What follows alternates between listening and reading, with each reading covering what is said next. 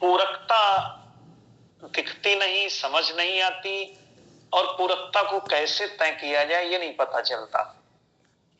तो मैं चाहता हूं पूरकता क्या है ये पहले हम अपने ध्यान में ले लें। पूरक, पूर्ण होना। पूरक का मतलब हुआ कि कुछ अधूरा है हमारे अंदर, उसको पूरा करने वाला आ गया। कोई पूरा कर देगा तो वो हो जाएगा। तो इसका एक सुंदर सा तरीका ये है कि आप ध्यान दें कि जो चीज मुझे नहीं आती वो हम किसी से भी सीखने को और किसी की सेवा लेने में तैयार रहते हैं, बशर्ते उसको आती हो दूसरे को। कुल मिला के अगर ध्यान दें तो जो कौशल, जो योग्यता मुझ में नहीं है और दूसरे में है और उसकी हमें आवश्यकता है, तो उससे सहज ही संबंध बन जाते हैं।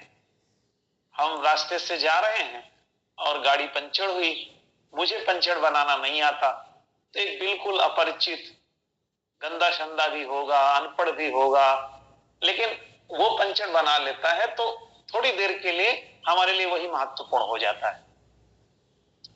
तो ये पूरकता को बहुत सहजता से समझना है। तो बस इतना ही समझना है कि जो कौशल मेरे पास नहीं है दूसरे के पास है, वो उपयोगी कौशल अगर कोई रखता है तो वो मेरे लिए उपयोगी है और उससे संबंध हो जाते हैं, बन जाते हैं।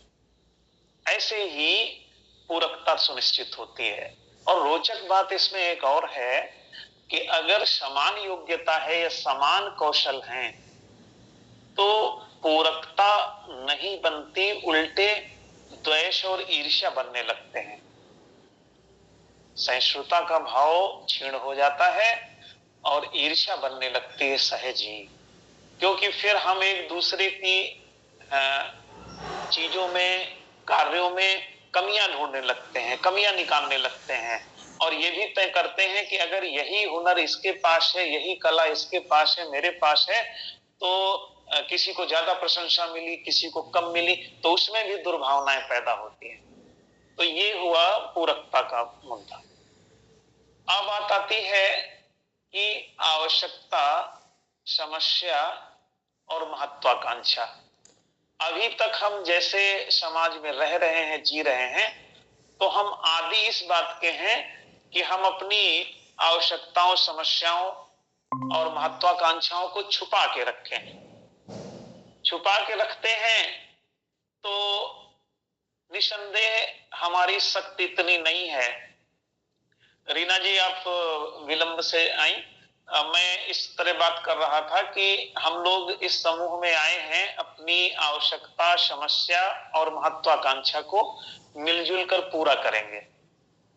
इसकी थीम यही है, मुख्य जो इसकी नीति है इस संगठन की, वो यही है कि क्योंकि हम अकेले अपनी आवश्यकता को भी पूरी करने में समर्थ नहीं है, तो हम अपनी महत्वाकांक्षा और समस्याओं का समाधान कैसे खोजेंगे। तो इसके लिए लगा कि मिलजुल के काम हो सकता है। इस उद्देश्य से ही ये संगठन बना है। और सौभाग्य ये है कि हम अपने अपने घरों में दूर दूर रहते हुए भी ये संचार माध्यमों के द्वारा आपस में जुड़ सकते हैं। तो यही प्रयास चल रहा है। बस भूमिका इतनी है, हम बात कर रहे थे कि आवश्यकताओं, समस्याओं और महत्वाकांक्षाओं, इनको जब चिन्हित करने जाते हैं, जैसे हमने व्हाट्सएप ग्रुप में डाला था कि सभी लोग अपनी अपनी आवश्यकताओं को लिख कर रखेंगे, सूची बना के रखेंगे, तो अच्छा रहेगा। जी बंधु, नमस्कार। कमलेश जी, नमस्कार भाई साहब। नमस्कार नमस्कार जी जी। तो समूह में डाला था हमने कि आप लोग अपनी आवश्यकताओं को कम से कम चिन्हित कर लें। तो क्या किसी साथी ने चिन्हित किया है? क्या किसी ने क्या अपनी आवश्यकताओं की सूची तैयार करी है क्या? फिलहाल भाई साहब अभी हमने तो कुछ नहीं किया। ठीक ठीक, धन्यवाद। रीना जी, आपने क्या कुछ किया क्या? राम कुमार जी, हाँ, अच्छा, मैंने राम कुमार जी, आप प्रयास किया है। मैंने थोड़ा थोड़ा किया है, बहुत विस्तार अच्छा, से ठीक नहीं, है। थोड़ा समय मिला था, कुछ चीजें मैंने हाँ, ठीक है, ठीक है। ममता बहन जी, आपने कुछ किया क्या? हाँ भैया, हमने भी कुछ कुछ किया है बात इस बार। हाँ, तो हम चाहेंगे कि आप ही दोनों से चर्चा हो और दूसरे साथियों को समझ में आएगा। राम कुमार जी, बताइए आप क्या किए हैं और क्या क्या अड़चने आई हैं? पहला मैंने वैयक्तिक आवश्यकताओं में मैंने शामिल किया है उत्तम स्वास्थ्य को, और ठीक है। पौष्टिक भोजन, मौसम अनुकूल वस्त्र और सुरक्षित आवास। तो ये बेसिक हाँ, नीड्स मैंने अपने ठीक है, पर्सनल के लिए नोटिस किया। ठीक है। परिवार के लिए भी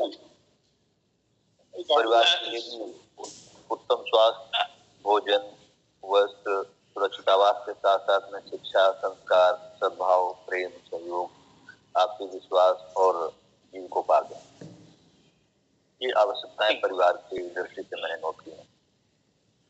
समाज की दृष्टि कुछ चीजें मैंने भी ध्यान दिया, मैंने ज्यादा कुछ नहीं लिखा उससे। वहाँ भी थोड़ा सहयोग की भावना हो, स्वच्छता हो, शांति हो, सामाजिक सुरक्षा हो और सहयोग की भावना हो, इस तरह की चीजें मैंने भी नोटिस की है, और ज्यादा कुछ नहीं लिखा है। और इसी से जुड़ी हुई समस्याएं होती हैं। ठीक है भैया, अभी हम लोग आवश्यकता पे ही केंद्रित रहेंगे, तो दूसरे साथी भी साथ में चल पाएंगे। ममता बहन जी, आप थोड़ा सा रख दें। भैया, मेरे लिए पहली आवश्यकता है सही स्वास्थ्य, सबसे बढ़िया, जिसमें हमारा शारीरिक स्वास्थ्य भी अच्छा हो, मानसिक भी अच्छा हो, सामाजिक भी अच्छा हो, आध्यात्मिक, पूरा स्वास्थ्य हमको कंप्लीट चाहिए। तब हम अपने आप को समझते हैं कि हम ठीक जा रहे हैं। फिर उसी आवश्यकता में समृद्धि वाला जीवन हो। जितनी हमारी समृद्धि का मतलब एक पैरामीटर्स है हमारे अनुसार, एक डेडलाइन के अनुसार, कि हमारी समृद्धि कहाँ। कमलेश भाई साहब, अपना माइक जरा म्यूट कर लीजिए। जी जी, हाँ ठीक। हाँ, बोलिए बहन जी। पहले हमारा सही स्वास्थ्य, जिसमें शारीरिक स्वास्थ्य भी हो, मानसिक भी हो, आध्यात्मिक भी हो और सामाजिक भी हो। फिर उसके बाद समृद्धिपूर्ण जीवन हो। उसकी मेरी डेडलाइंस है कि हमारी समृद्धि कैसी हो और कहाँ तक हमें चाहिए। उसके बाद ईश्वर के चरणों में, लेकिन जो समृद्धि के पैरामीटर्स हैं वो हमें पूरे चाहिए। उसमें कुछ कंप्लीट हो गए हैं, कुछ कंप्लीट होने पर हैं। फिर महत्व किसको देना है? महत्व ये है कि कुछ भी करें, चाहे वो स्वास्थ्य हो, समृद्धि हो, संस्था हो, मेरी कुछ भी काम हो, पहले शांतिपूर्ण स्थिति से ही उस पर एक कदम उठाएंगे। अगर शांति के साथ हमने कुछ सोचा है तब तो पूरा होगा, और नहीं होगा दोनों में हम विनर हैं। और अगर हमने शांति के साथ नहीं सोचा है तो पूर्ण, चाहे सफल हो और असफल हो, दोनों में ही मेरे विनर होने में कुछ डाउट्स आ जाएंगे। ये मेरा इसमें काम है। ठीक कहें, धन्यवाद। अभी जैसे आप लोगों ने जो आवश्यकताओं को चिन्हित किया है, तो एक बात तो देखिए, स्वास्थ्य का मुद्दा सभी के सामने आ ही रहा है ना? और मुझे लगता है दूसरे साथी भी इससे सहमत होंगे। मैं चाहूंगा थोड़ा सा यहाँ पे ये चीज ध्यान में ले लें कि हम मनुष्य हैं, और जब तक हम अपने स्वरूप को ठीक से नहीं पहचानते तब तक आवश्यकताओं को चिन्हित करने और उनको प्राथमिकता देने में हमारा जीवन खप जाता है। हम समझ ही नहीं पाते हैं कि कौन सी आवश्यकता है महत्वपूर्ण, कौन सी नहीं है। और यही उलझाव ही आज के जीवन की एक बड़ी समस्या है। तो जब हम अपने को जांचने चलते हैं, वैसे तो आप सभी साथी जो जुड़े हैं वो भारतीय ज्ञान धारा से ही लगभग परिचित हैं, और पढ़ाई भले आपने मैकाले पद्धति से करी हो, लेकिन भारतीय ज्ञान धारा की ही चीजों से निकट रहे हैं, तो उनको जानते भी हैं। हमारे यहाँ एक कहावत प्रचलित है कि हम 5 तत्वों से मिलकर बने हैं। तुलसी बाबा की पंक्ति बहुत प्रसिद्ध है कि क्षिति जल पाओ गगन शमीरा, पंच तत्व मिल बना शरीरा, ऐसे करके। तो ये तय है कि जो सृष्टि में तमाम सारे तत्व बने हैं, निर्मित हैं, उनमें जो जो पंच महाभूत हैं, धरती, आकाश, जल, वायु और अग्नि, इनसे ही हम निर्मित हैं और इसीलिए हमारा अस्तित्व 5 कोशों का है। अगर ये बात स्वीकार होती है, बस आप लोग इतना सहमति दे दें अपना माइक खोल खोल के कि ये क्या स्वीकार होता है कि पंच तत्वों से हम बने हैं और 5 कोश हैं हम में, ये बता दे जरा। जी सर, हम सभी लोग जो है 5 तत्व से ही बने। बिल्कुल ठीक बात, सत्य है। ठीक बात। राम कुमार जी आप भी बताएं जरा, इसमें सहमति दें तो हम फिर दूसरी तरफ नहीं जाएंगे, और नहीं तो दूसरी तरफ का भी बताना पड़ेगा। नहीं ठीक है। राम कुमार जी है, लेकिन आधुनिक जो साइंस है वो इन चीजों को तत्व ना मान करके मिक्सचर मानती है, कुछ इनकी डेफिनेशन अलग हो जाती है। लेकिन जो पुरानी है, 5 तत्वों को हम लोग 5 तत्व कह रहे हैं, ये साइंस की दृष्टि से 5 तत्व नहीं है। ठीक बात, तो यहाँ पे कुछ और हो जाते हैं। नहीं ठीक है, मैं उससे सहमत हूँ। मैं आपकी शंका के लिए एक बात खाली कह देता हूँ कि तत्व की परिभाषा वो क्या करता है विज्ञान, उसमें हम नहीं जाएंगे, हम इस तरह समझेंगे और उसको ध्यान से देख लीजिए। हर एक भौतिक पदार्थ जो भी हमें इस सृष्टि में दिखाई देता है, अनुभव होता है, उसकी रचना है, संरचना है, और संरचना में अणुओं की भूमिका है प्राकृतिक रूप से। तो अणुओं के बीच का जो अंतरावकाश होता है, उसके बीच का जो रिक्त स्थान होता है, जिन पदार्थों में रिक्त स्थान बहुत ही कम है, उनका आकार, आकृति और भार सब तय होता है। इसको ठोस कहा जाता है विज्ञान में, वही धरती तत्व है, उसी को ही परंपरा में धरती कहा गया है। ठीक है। फिर जो जल कहा गया वो द्रव तत्व है, द्रव तत्व में वो अंतरावकाश और बढ़ जाता है, तो फिर उस पदार्थ की आकृति सुनिश्चित नहीं रह जाती। और इसके बाद जो वायु तत्व कहा गया उसको गैस कहा गया है विज्ञान में, तो उसका अंतरावकाश और बढ़ जाता है और फिर वो दृश्य भी नहीं रह जाता, वो फिर दर्शनीय भी नहीं रहता, उसकी दृश्यता भी कमजोर हो जाती है। अब इसके बाद आगे चल के आगे ध्यान से देखेंगे तो फिर जो अग्नि या ऊष्मा तत्व है और उसके आगे जाके जो अंतरिक्ष या आकाश तत्व है वो और विरल होते जाते हैं और सूक्ष्म होते जाते हैं। बस इस दृष्टि से ले लीजिए, तत्वों की जो यहाँ व्याख्या है अपनी चर्चा में वो बस इतना है कि जो धरती तत्व है वो सबसे सघन है, फिर जो द्रव तत्व है वो तरल हो गया है, और गैसीय तत्व विरल है, और उससे भी ज्यादा सूक्ष्म ऊष्मा हो गई है, फिर उससे भी ज्यादा सूक्ष्म आकाश हो गया है। बस इस आधार पे ये वर्गीकरण कर लीजिए। अब आगे बात आती है, हमारे बीच प्रभांकर जी भी जुड़ गए हैं, स्वागत है आपका। आप चाहो तो अपना वीडियो आप भी कर सकते हो, चाहो तो आप खोल रखे सकते हो। तो अब बात आती है कि जो 5 तत्व हैं इनसे हमारे अंदर 5 कोश बने हैं। जो धरती तत्व है उस धरती तत्व से हमारा शरीर बना है, जिसको हम अन्नमय कोश कहते हैं। ये कोश जो लोग नहीं परिचित हैं वो ध्यान में ले लें और लिख भी सकते हैं कि पहला कोश जो है वो धरती तत्व से जुड़ा हुआ है, उसको अन्नमय कोश कहते हैं, क्योंकि जो अन्न हम ग्रहण करते हैं वो उसी से निर्मित है और अन्न ही धरती का ही प्रतिरूप है, उसमें सारे तत्व धरती के ही होते हैं, इसलिए उसको अन्नमय कोश कहा। दूसरा कोश जो है वो जल तत्व से निर्मित है या द्रव से निर्मित है और उसको मनोमय कोश कहा। तीसरा प्राण यानी वायु से निर्मित है, उसको प्राणमय कोश कहा। चौथा ऊष्मा से निर्मित है और इसलिए वो विज्ञानमय कोश कहा गया है। और पांचवा जो है वो आकाश तत्व से निर्मित है और उसको आनंदमय कोश कहा। परंपरा में मैंने इसके लिए थोड़े नए शब्द दिए हैं और ये इन कोशों का पांचों तत्वों से सीधे जुड़ा स्पष्ट हो, इसके लिए मैंने थोड़ा बदल के शब्द दिया है। मैंने पहले को सघन कोश कहा है क्योंकि वो सघन वस्तु से निश्चित हुआ है। दूसरे को तरल कोश कहा है क्योंकि वो द्रव से निर्मित है। तीसरे को विरल कोश कहा है क्योंकि वो वायु से निर्मित है। चौथे को ऊष्मा कोश कहा है क्योंकि वो ऊष्मा से संबंधित है, और पांचवें को आकाश कोश या अंतरिक्ष कोश कहा है क्योंकि वो आकाश से संबंधित है। तो ये ध्यान में ले लेंगे कि पहला कोश सघन कोश है, वो ठोस तत्व से है, दूसरा तरल है, वो द्रव से है, तीसरा विरल है जो वायु कोश से है, वायु तत्व से है, और चौथा ऊष्मा कोश है, और पांचवा आकाश या अंतरिक्ष कोश है। ये 5 कोशों से हम निर्मित हैं। यहां इन 5 कोशों को आप लिख लें कॉपी पे, और उसके सामने की तरफ अपनी जैविक समस्या को लिखें।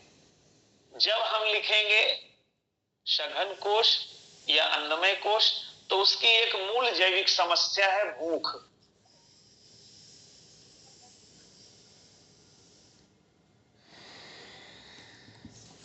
भूख, ये लिखते जाएं। पहले कोश यानी सघन कोश या अन्नमय कोश की एक जैविक समस्या है जो धरती में कहीं भी, चाहे वो मनुष्य हो चाहे दूसरे जीव हो, सबके साथ रहेगी ही रहेगी। जब तक सांसें चलेंगी तब तक ये समस्या रहेगी, और उस समस्या को कह रहे हैं भूख। दूसरा कोश है, उस कोश में उसको हम सामान्य भाषा में मन कह सकते हैं।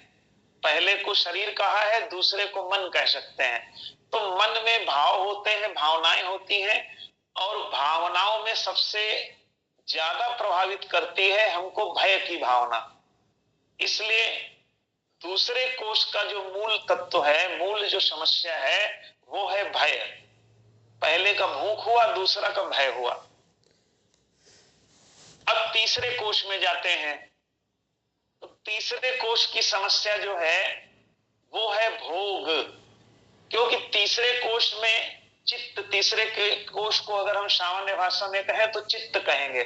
चित्त में बुद्धि है, बुद्धि सूचनाओं का अर्जन करती है, सूचनाओं से जो ज्ञान मिलता है, ज्ञान हमारे अंदर इच्छाएं पैदा करता है, इच्छाएं भोग के लिए ले जाती हैं। तो इस तरह से तीसरे कोश का की मूल जो समस्या है वो है भोग। तो पहला हुआ भूख, दूसरा हुआ भय, तीसरा हुआ भोग। अब चौथे कोश में आते हैं, तो चौथे कोश की जो समस्या है वो है भ्रम। भ्रम, हम कुछ का कुछ समझ रहे होते हैं लेकिन हमें पता ही नहीं रहता।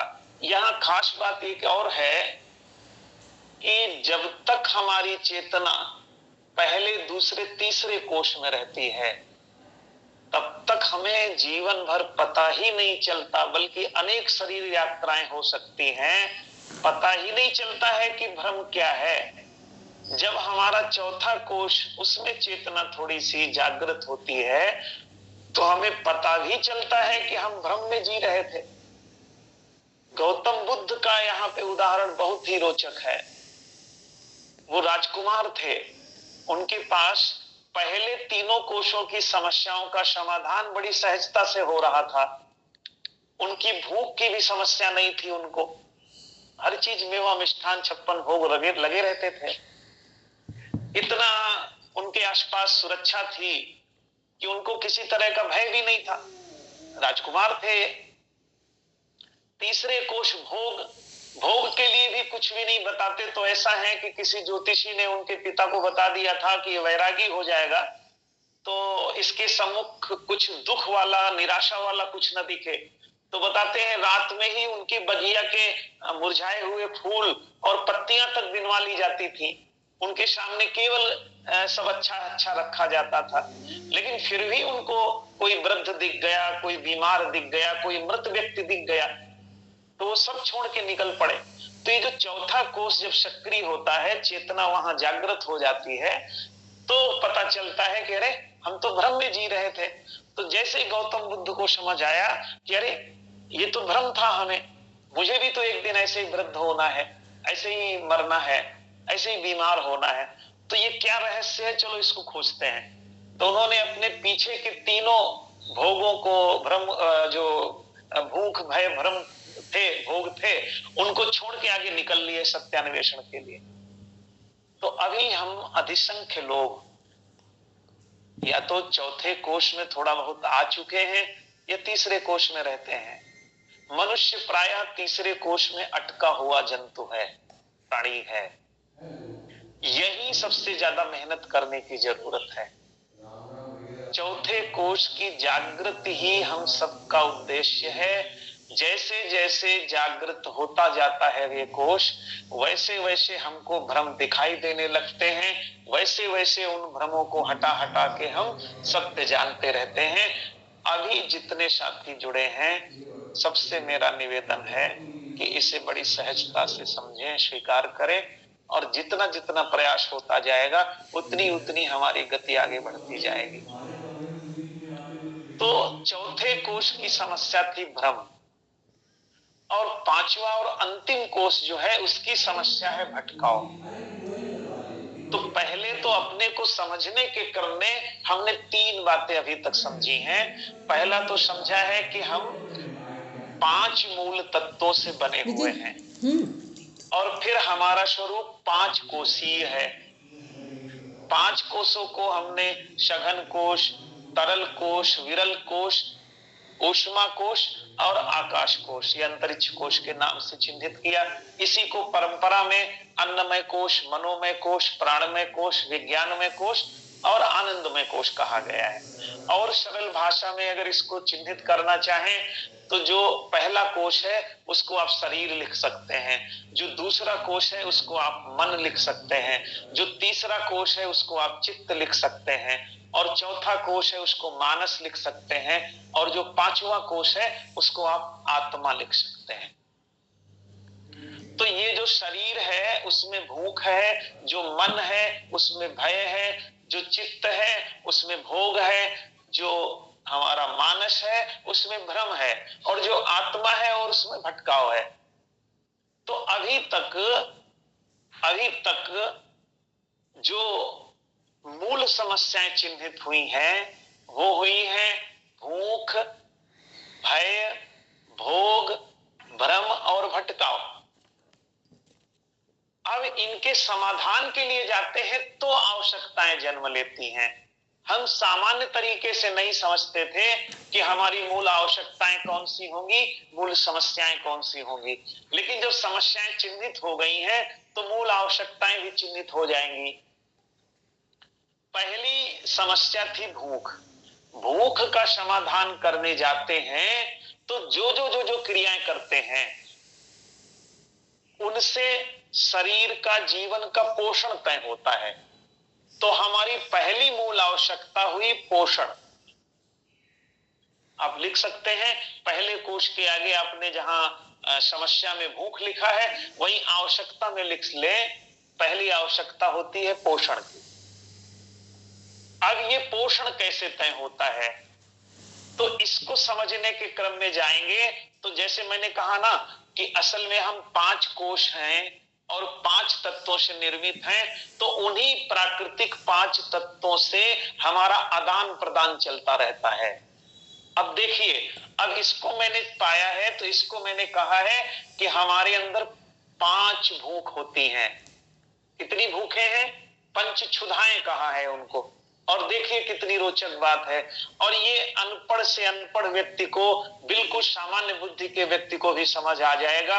मैं ऐसे ही बच्चों को मैं समझाने की कोशिश करता हूं तो ऐसे कहता हूं कि जरा बताओ आपको कौन सी चीज न मिले तो सबसे जल्दी आपके प्राण चले जाएंगे। तो बच्चे भी ध्यान दे के बता लेते हैं कि ऑक्सीजन, यानी सांस न मिले तो कुछ मिनट जी सकते हैं हम। तो अब ऐसे कर लेते हैं, पहली भूख यही है, पहली भूख सांस की भूख है। इसके बिना हम 1 मिनट भी जीना कठिन हो जाता है। तो आप लिखिए, ये पहली भूख को कहा है श्वसा, यानी सांस की भूख। 5 क्षुधाओं को हम चिन्हित कर रहे हैं, 5 भूखे हैं हमारे अंदर। तो पहली भूख है सांस की भूख, यानी इसको कहा श्वसा, श्वास, श्वसा कहते हैं। हिंदी में शुद्ध संस्कृत निष्ठ शब्दावली है, तो उसमें 5 क्षुधाओं को पहली को कहा श्वसा। अब दूसरी भूख आती है। अब हम इसके बाद सोचें कि हम कौन सी ऐसी चीज है जिसके बिना बहुत समय तक नहीं जी पाएंगे। तो सांस के बाद पता चलता है जल है, जल के बिना हाँ हम बहुत दिन तक नहीं जी पाएंगे। तो अब इसको कहा तृषा। तो पहली भूख हुई थी श्वसा यानी सांस की भूख, इसको हम कहेंगे पंच क्षुधाएं।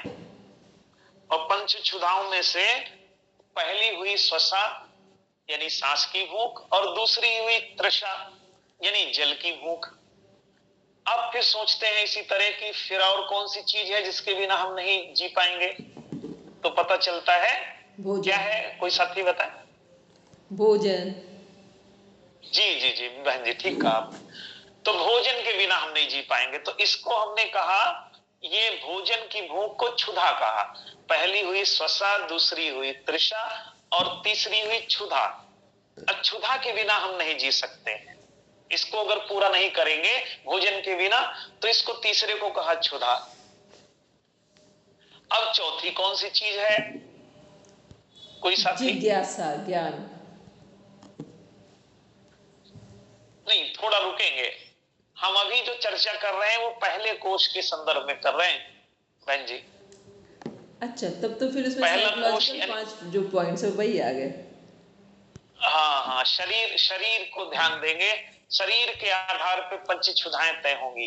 और एक बात ले लें, इससे आपको आसान हो जाएगा।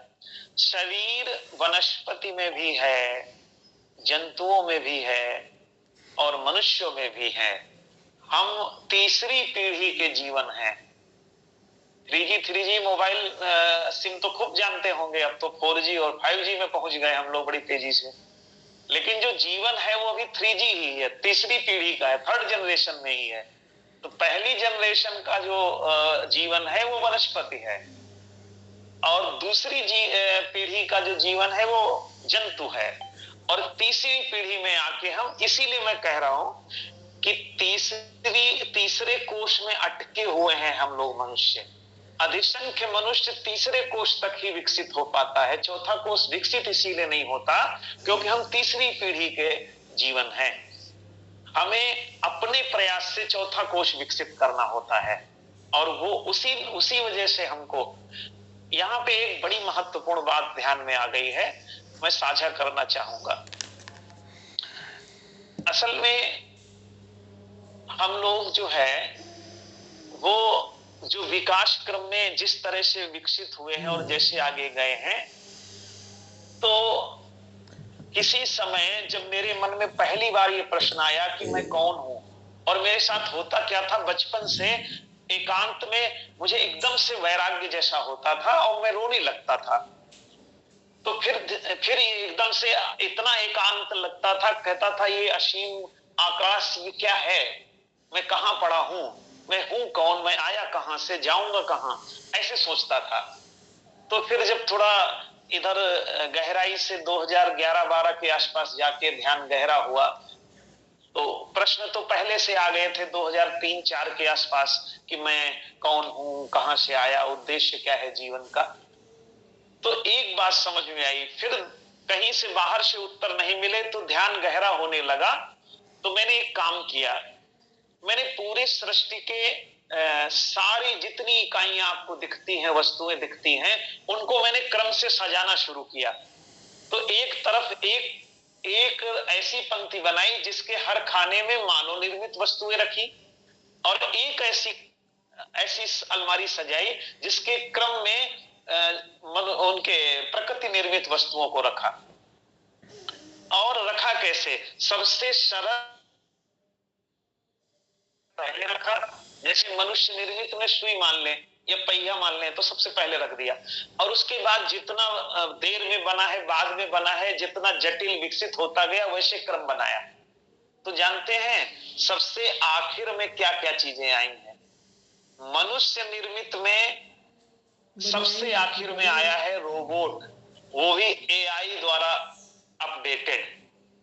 और प्रकृति द्वारा निर्मित में सबसे आखिर में खाने में आया है मनुष्य। और जब मैं इनको गौर से देखता हूं, आप भी देखिए, तो अचंभित रह जाता हूं कि दोनों में साम्य कितना है।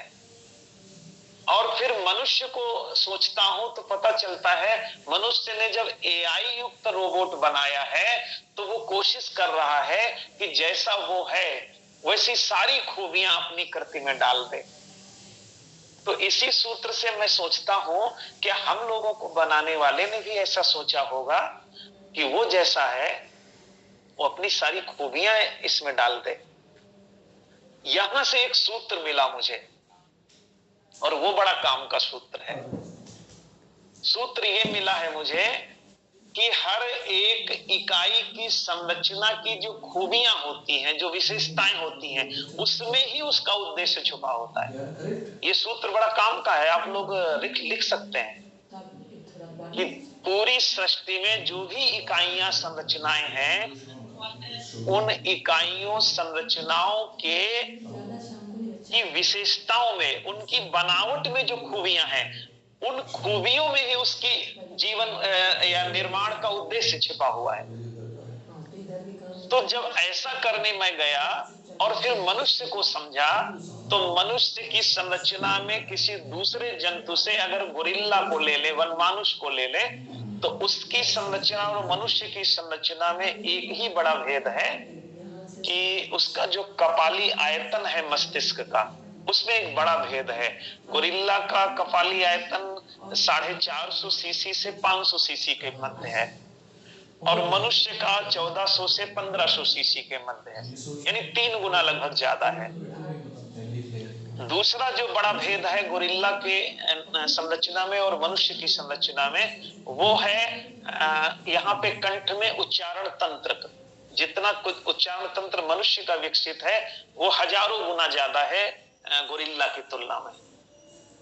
तो अब आप एक और इससे निष्कर्ष आगे एक वाक्य का लिख लीजिए कि मनुष्य के जीवन का उद्देश्य जो भी होगा, अभी हम तय करने नहीं जा रहे हैं, लेकिन इतना मैं तय करे दे रहा हूं, आप भी तय कर सकते हैं, हर समझदार मनुष्य तय करेगा कि मनुष्य के जीवन का उद्देश्य जो होगा उसका आधार उच्चारण तंत्र और मस्तिष्क पे खड़ा होगा। इससे अलग अगर कुछ सोच रहे हैं आप तो नहीं होने वाला, होगा ही नहीं, मिथ्या होगा, गलत होगा, अविद्या के कारण होगा, अज्ञानता के कारण होगा। यानी अब हमें ये तय करना है कि ये हमें इतना विकसित मस्तिष्क और इतना विकसित हमें उच्चारण तंत्र मिला है, इससे हमको क्या मिलेगा। तो मैंने जो निष्कर्ष निकाला है वो आपको रख देता हूं। इससे मिलेगा अद्भुत ज्ञान, और वही हमने पाया है जो दूसरे जंतु नहीं पा पाए। हमने क्या किया है, इन्हीं दो खूबियों के कारण पीढ़ियों पीढ़ियों लाखों पीढ़ियों जो पिछली पीढ़ियों का ज्ञान था वो भी हमने एक साथ पा लिया है। ये संचार क्रांति हो गई। कहां कहां हम लोग बैठे हैं, इसके साथ हम एक जगह आ गए हैं। ये जो हो पाया है, अनेक मनुष्यों, अनेक पीढ़ियों को के ज्ञान को एक जगह लाने में इन्हीं दोनों खूबियों ने हमें हमारा साथ दिया है।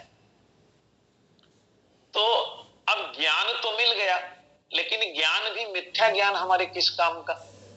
तो अब बात आती है जो चौथी समस्या थी हमारी, भ्रम वाली। मैंने जब आपको समस्याएं बताई थी तो आवश्यकताएं भी बता रहा था। तो जरा यहाँ रुक के हम ठहर जाएं यहीं पे इस चर्चा में, और क्या कर ले, वहां एक बात और लिख लें। समस्याएं थी मूल, पहली थी भूख, दूसरी थी भ्रम, और दूसरी थी भय, और तीसरी थी भोग, चौथी थी भ्रम, और पांचवी थी भटकाव। तो भ्रम का समाधान हमेशा सत्यान्वेषण से होता है। तो क्रमिक रूप से देखने जाएंगे तो जब भूख का समाधान करने जाते हैं तो पोषण से करते हैं। तो चर्चा हम कर रहे थे पोषण में, जो हमारी 5 भूखें हैं। तो पहली भूख हमारी हुई है वो है श्वसा, दूसरी भूख है तृषा, तीसरी भूख है क्षुधा, और चौथी जो भूख होती है ना, हम थक जाते हैं काम करते करते, हमारे अंदर जो शक्ति आती है ऊष्मा से आती है, चौथे उससे तत्व से, चौथे कोष से जो हमें मिलती है वो शक्ति है। और शक्ति जब क्षीण हो जाती है तो हम थक जाते हैं और उस भूख को कहते हैं थकान। हिंदी में कहेंगे, संस्कृत निष्ठ हिंदी में तो कहेंगे क्लांति। क्लांति, क्लांति जो है वो हमारी चौथी भूख है। और ये चौथे कोष से पूर्त होती है ऊष्मा, यानी शक्ति जहां से आती है हमारे अंदर, वो है चौथा कोष।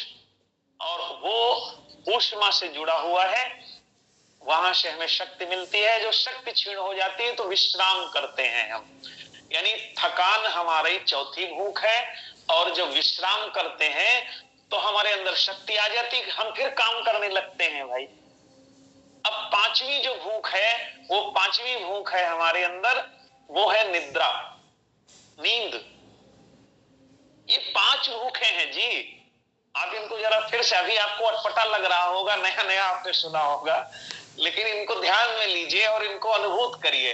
और किसी को आपत्ति लगे तो वो, अभी भी अगर आपत्ति हो, किसी को नहीं स्वीकार हो रहा हो, तो आप वो प्रश्न रख सकते हैं। लेकिन देखिए इसकी रोचकता क्या है कि जब हम थक जाते हैं, विश्राम करते हैं, थोड़ी देर बाद फिर शक्ति आ जाती है, फिर हम चल पड़ते हैं, फिर हम काम करने लगते हैं। इसी तरह नींद न मिले तो हम पगला जाते हैं। आपको रोचक बात बताओ, दुनिया में जो भयानक कोटि के अपराधी होते हैं, उनसे जब कोई चीज उगलवानी होती है, जब कोई काम नहीं आता, नार्को टेस्ट वगैरह तो अब बन गए, पहले नहीं होते थे। तो पहले नार्को टेस्ट क्या होता था, तो जेलों में एक तन्हाई बनाई जाती है जिसमें आदमी किसी तरह सकरी जगह में केवल खड़ा हो पाता है, अंधेरी होती है कोठरी, और उसमें खड़ा कर देते हैं, आदमी हिल डुल भी नहीं पाता। और ऊपर उसके सर के ऊपर क्या करते हैं, एक गागर में ठंडा पानी रख देते हैं, वो पानी उसके सर पे टपकता रहता है और इससे उसको नींद नहीं आती। अब जब वो 2-3 दिन नहीं सो पाता तो पागल हो जाता है, चीखता चिल्लाता है, मुझसे सब कुछ पूछ लो लेकिन मुझे सोने दो। तो पांचवी जो हमारी भूख है वो निद्रा है। और अगर निद्रा नहीं आती है तो समस्या रहती है। इसको बंद कर लो। तो रोचकता ये बनती है। और इस तरीके से जो 5 भूखें हमारी तय होती हैं, अगर ये 5 भूखें हमारी तय हो जाएं बंधु, तो हमारे जीवन का पोषण तय हो जाता है। पोषण, अब ये जो पोषण हमारी पहली आवश्यकता है, अब सभी लोग इस चीज पे ध्यान रखेंगे, ये 5 भूखें हमें सुनिश्चित करनी है। और 5 तत्व जो नींद में तत्व मिलता है ना, वो एक आयाम में मिलता है, दूसरे आयाम में नहीं मिल पाता। अभ्यांतर आयाम में मिलता है, आंतरिक इंटरनल तो मिल जाता है नींद से वो आयाम, लेकिन बाहरी नहीं मिलता, स्पेस नहीं मिलता। और वो इसलिए नहीं मिल पाता है कि हमने अपने आसपास जो जीने का तरीका बना रखा है, जैसे हमने अपने घर बनाए हैं और जहां पर घर बनाए हैं, ये दोनों बातें बड़ी महत्वपूर्ण हैं। जब आप एक मनुष्य की चरम जो ज्ञान की अवस्थाएं हैं, वहां से जुड़कर जब चीजें तय करने जाएंगे, और ये जरूर ध्यान रखिएगा आप लोग, हमारे ऋषि लोग जो थे वो सर्वश्रेष्ठ प्रज्ञावान थे इस समय के। तो उन्होंने क्या तय किया था?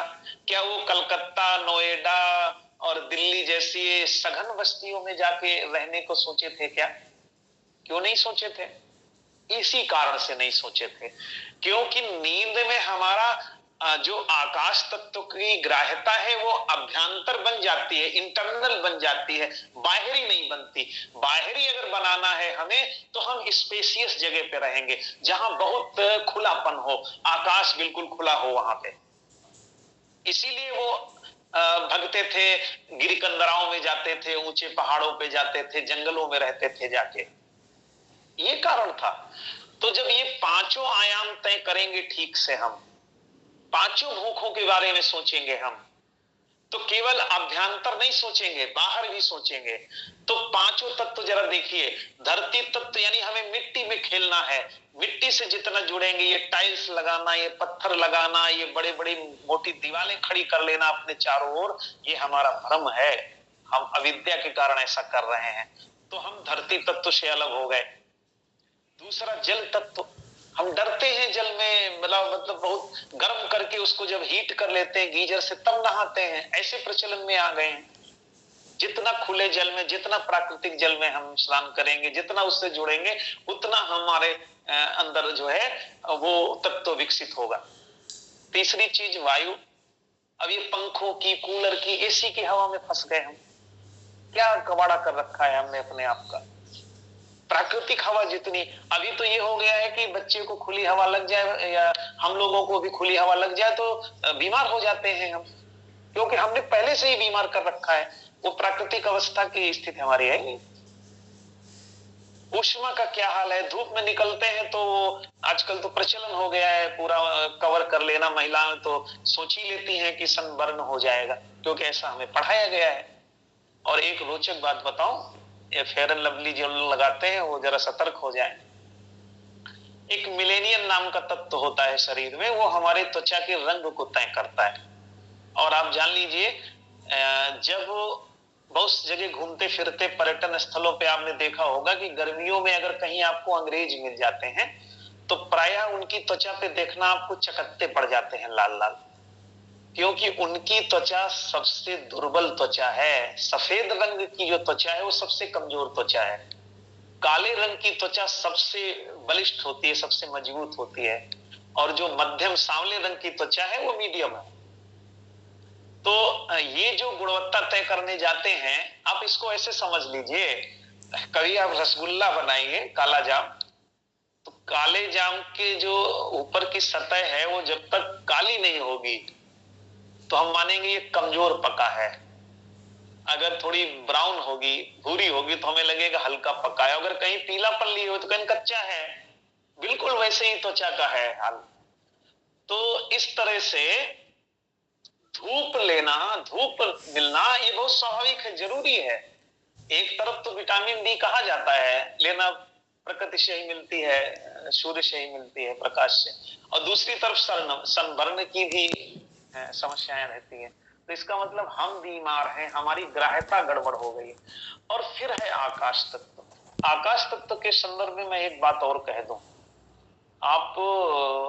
आपने अपने यहाँ योग में सुना होगा कि हमारे शरीर में चक्र होते हैं। तो आपको मैं रोचक बात बताऊं, आपके 2 चक्र आपके बाहर होते हैं, सर के ऊपर होते हैं। एक तो सर से बिल्कुल जहां खत्म होता है उसके ठीक ऊपर होता है, एक थोड़ा और ऊपर होता है। और इसी से आपका आभा मंडल बनता है, ओरा बोलते हैं अंग्रेजी में।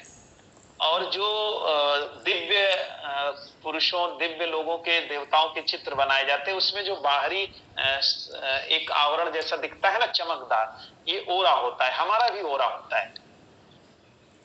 और इस वजह से हमें जो शहरों में रहने का तरीका है वो आदमी के ओरा को बिल्कुल बिगाड़ देता है। कभी ऐसे अपने घर में रह के देखिए, आप कभी बिल्कुल अकेले सोइए, उस कमरे में कोई ना हो, तब आप देखिए कैसा महसूस करते हैं।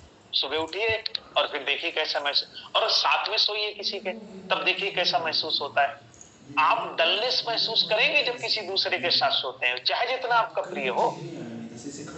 हम बेसुध रहते हैं, हम होश में नहीं रहते सुबह, इसलिए जो है हमको लगता है सब अच्छा हुआ। नहीं, इसलिए कि हमारे ओरा में किसी दूसरे का ओरा जब निरंतर टकराता रहता है तो हम ठीक से नहीं रह पाते हैं। इसीलिए बड़े संतों को, आप प्रेमानंद जी को देखिए, उनके चारों ओर एक वो ऐसे बैरियर जैसा बना दिया जाता है, कोई उनको नहीं छूने पाता है। जो भी सतर्क लोग हैं वो छूते नहीं किसी को जल्दी, क्योंकि उनको अपनी ऊर्जा बना के रखनी है। तो पहले कोश की बात हम लोग लगभग 1 घंटा पूरा हो गया है। तो पहले कोश की बात भी हो गई है और आवश्यकताओं की भी बात हो गई है। लेकिन आवश्यकताओं में अभी जो पहले कोश की आवश्यकताएं थी, विशेष करके पोषण संबंधी, उसकी चर्चा हुई है। मैं 2-4 मिनट में अपनी बात खत्म कर देता हूं और फिर आगे इस क्रम को जारी रखेंगे, क्योंकि सारी चर्चा इसी पे हो गई है।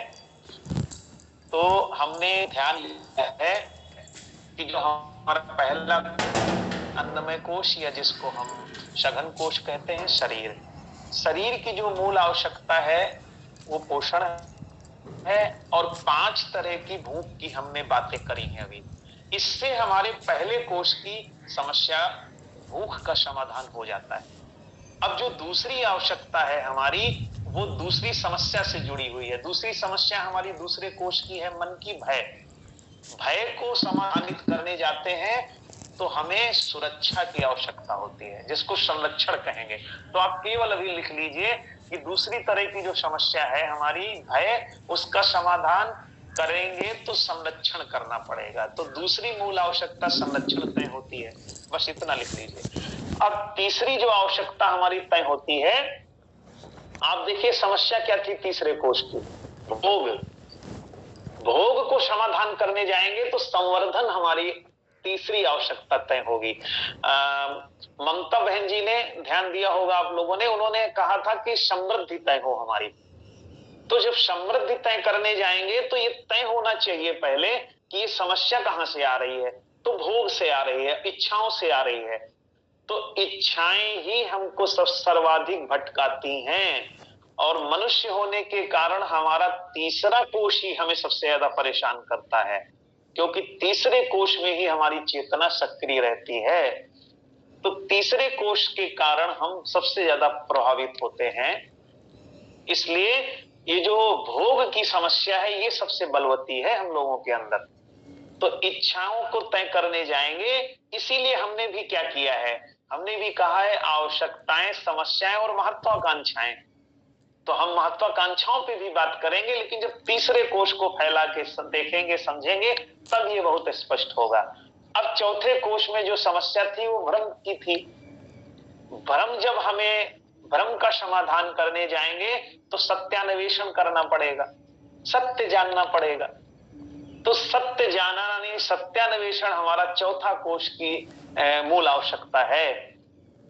और जब पांचवा कोश है उसमें भटकाव हो रहा है समस्या के तौर पे, तो भटकाव का उसका समाधान क्या है, तो सत्य अनुभव। जब हम सत्य जान जाएंगे तो उसका अनुभव लेंगे, बस हो गई बात। तो 5 समस्याएं लिखे थे क्रम से, अगर आप नहीं लिख पाए थे तो दोबारा तय कर लीजिए।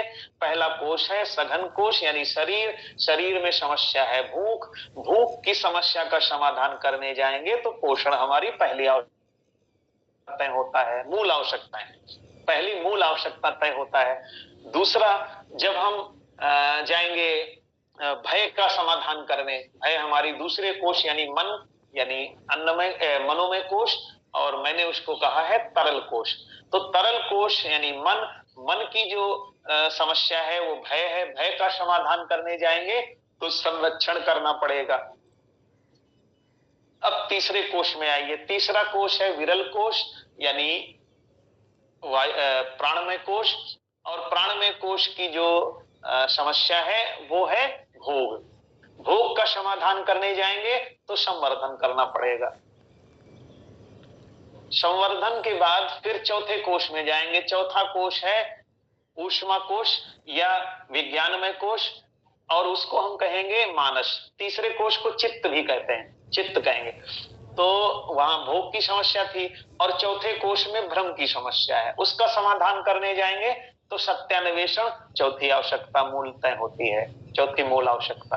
और पांचवा कोश जो है उसको हमने अंतरिक्ष कोश कहा है या आनंदमय कोश परंपरा में, और उसी को हम आत्मा कह रहे हैं। वहां भटकाव की समस्या है। भटकाव की समस्या का समाधान करने में सत्य अनुभव करना होगा। ये हमारे 5 कोश, 5 मूल तत्व, 5 हमारी मूल जैविक समस्याएं और 5 मूल उनके समाधान में आवश्यकताएं चिन्हित हुई हैं। बस 1 मिनट की अंतिम बात, इन्हीं पांचों, जहां पांचों आवश्यकताएं तय हुई हैं उनके ठीक ठीक नीचे एक एक शब्द और लिख लीजिए तो आपका ये चार्ट बड़ा सुंदर बन जाएगा। और वो जहां पे आपने लिखा है पोषण, तो पोषण के ठीक नीचे शब्द आएगा तृप्ति बोध। पोषण करते हुए जब तृप्ति बोध होता है तो हमें सुख मिलता है। संरक्षण करते हुए जब हमें सुरक्षा बोध मिलता है तो हमें सुख मिलता है। भोग के समाधान के लिए संवर्धन करते हुए जब हमें समृद्धि बोध मिलता है तो सुख मिलता है। चौथे कोष में जब हम भ्रम का समाधान करते हैं सत्यान्वेषण से, और सत्यान्वेषण करते हुए जब हमें सत्य बोध मिलता है तो सुख मिलता है। और पांचवें कोष में जब हम भटकाव का समाधान सत्यानुभव से कर रहे होते हैं तो सत्यानुभव करते समय जब हमें आनंद बोध मिलता है तो सुख मिलता है। तो आज की पूरी चर्चा का निष्कर्ष ये है कि हमने जाना कि हम हैं कौन, क्या स्वरूप है हमारा। हम 5 तत्वों से बने हैं, 5 हमारे कोष हैं, 5 कोषों की अलग अलग समस्या है, और अलग अलग समस्याओं के समाधान में हम 5 मूल आवश्यकताओं तक पहुंचते हैं।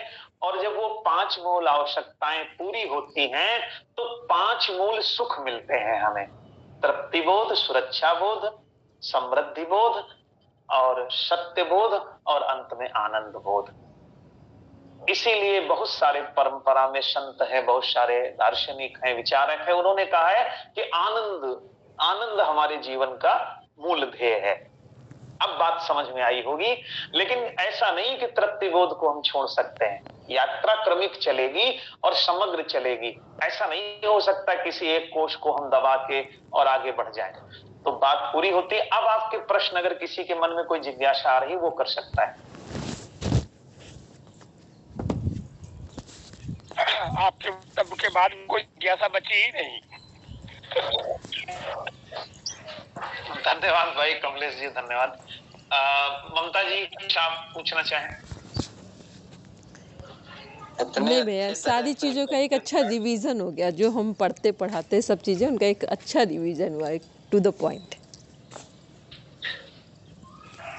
जी धन्यवाद। रीना जी या राम कुमार जी कोई जिज्ञासा अगर? सर जी आपने बहुत अच्छे से बताया, पता ही नहीं इसके बारे में। आपने बहुत स्पष्ट तरीके से बताई, तो चीजें क्लियर हो गई। चलिए मैं अपने आप को ठीक अध्यापक मान सकता हूँ। बिल्कुल सर जी। ठीक, धन्यवाद। आप सभी पुण्यात्माओं को एक बार सादर नमस्कार। और चूंकि ये सिलसिला मैं चाहता हूँ नियमित बना रहे, अब हमें आगे के लिए कुछ होमवर्क लेना है। अब इस दृष्टि से एक चार्ट आपका बन जाना चाहिए। पहले तो ये मनुष्य का बनना चाहिए। जितना देखिए होमवर्क अभी कर लेंगे तो ठीक रहेगा, जब भी आपको अभी कुछ काम की व्यस्तता होगी, लेकिन आप एक होमवर्क अवश्य कर लेंगे कि अभी तो समय मिल जाए। जैसा जैसा मैंने बोला है, एक ऐसे चार्ट बनाइएगा। ऊपर जो है सबसे पहले 5 तत्व लिखेंगे ऊपर, फिर उसके नीचे 5 कोष लिखेंगे, फिर उसके नीचे आप 5 जो है समस्याएं लिखेंगे, फिर उसके नीचे 5 आवश्यकताएं लिखेंगे, फिर उसके नीचे आप 5 सुख लिखेंगे।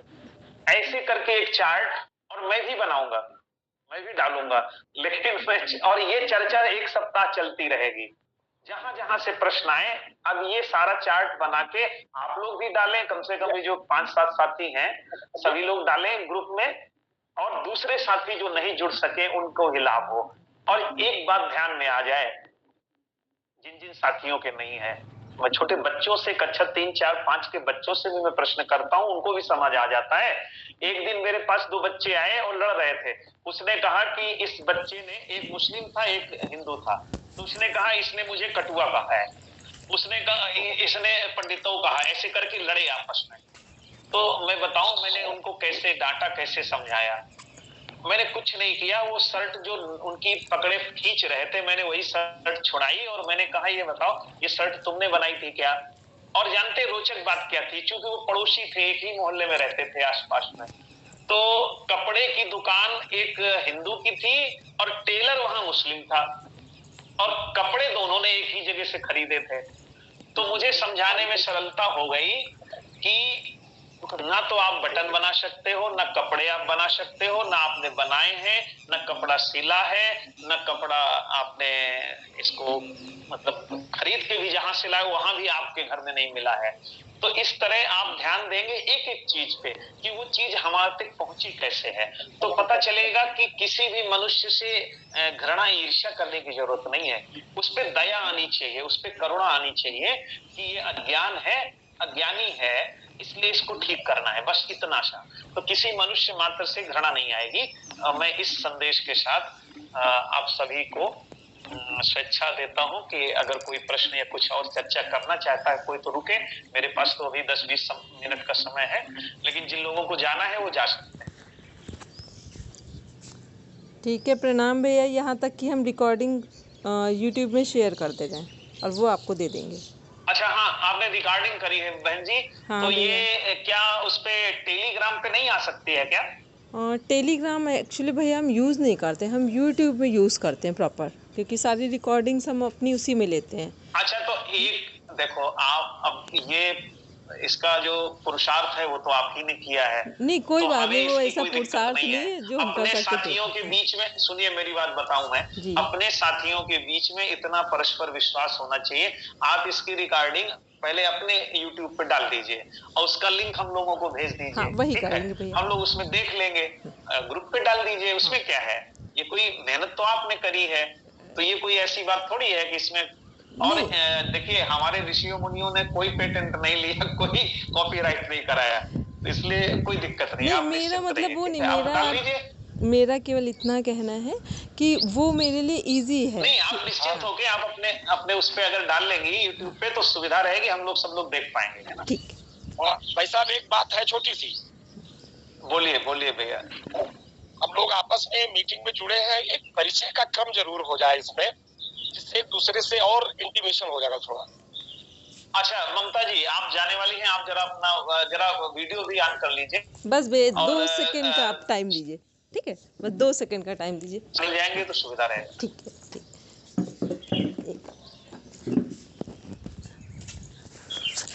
भैया 2 मिनट आप किसी और को लीजिए, फिर हमको लीजिए।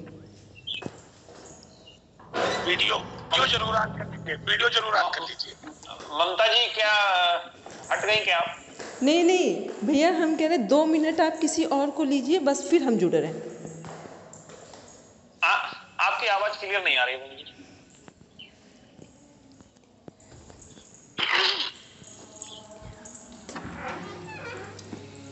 कमलेश भैया, आप अपना माइक जरा बंद कर लीजिए। शायद वो ये कह रहे हैं कि 2 मिनट वो व्यस्त हैं अभी।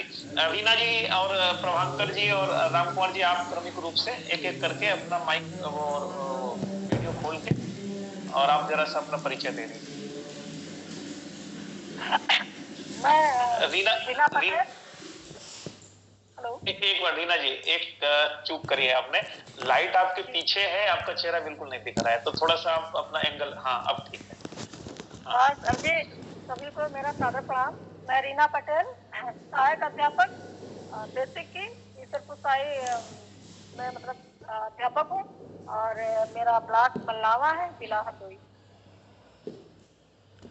जी धन्यवाद, ठीक है। अब प्रभाकर जी, हाँ ममता जी आ गई इस बीच, ममता जी आ सभी गई। को प्रणाम।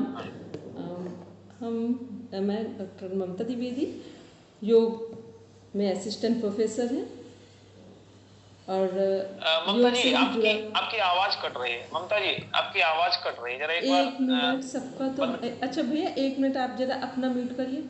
हाँ नहीं, अब ठीक है, अब ठीक है, अब ठीक है, अब बोलिए। कुछ हो सकता है नेट का इश्यू आ रहा हो। मेरा नाम डॉक्टर ममता द्विवेदी है और योग डिपार्टमेंट में मेरी सेवाएं हैं, योग और मानसिक स्वास्थ्य। इसलिए भैया की बात को समझना मेरे लिए बहुत इजी रहा, क्योंकि ये मेरा सब्जेक्ट ही है। ठीक है, चलिए। और कानपुर से हैं। ठीक, धन्यवाद। तो आप अब रिकॉर्डिंग डाल दीजिएगा और आप जा सकते हैं, प्रस्थान कर सकते हैं। राम कुमार जी अभी रुक जाइए, राम कुमार जी का और इनका परिचय हो जाए, प्रभाकर जी का। प्रभाकर जी आप बोलिए, राम कुमार जी कोई बोलिए साथ। प्रणाम सभी को। मैं प्रभाकर द्विवेदी, उच्च प्राथमिक विद्यालय अंसारी कंपोजिट में सहायक पद पर कार्यरत, बेसिक शिक्षा विभाग।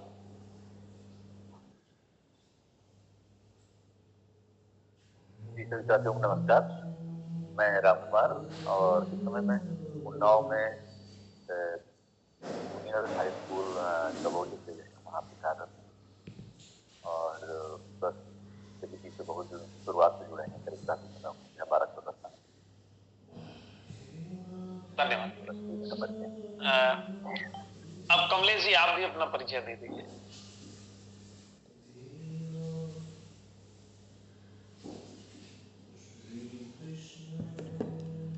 माइक खोल लीजिए, माइक अभी नहीं खुला।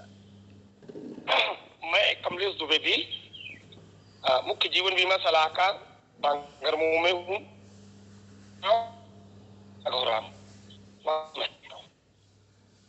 थोड़ा बीच में आपकी आवाज कट गई है, मैं स्पष्ट कर दूं।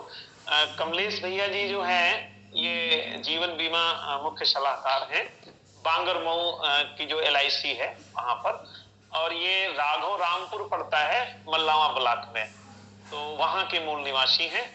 और हम लोगों ने भी पिछले दिनों काफी समय साथ साथ गुजारा है, तो उसकी स्मृतियां जो है बढ़िया, अच्छा लगा।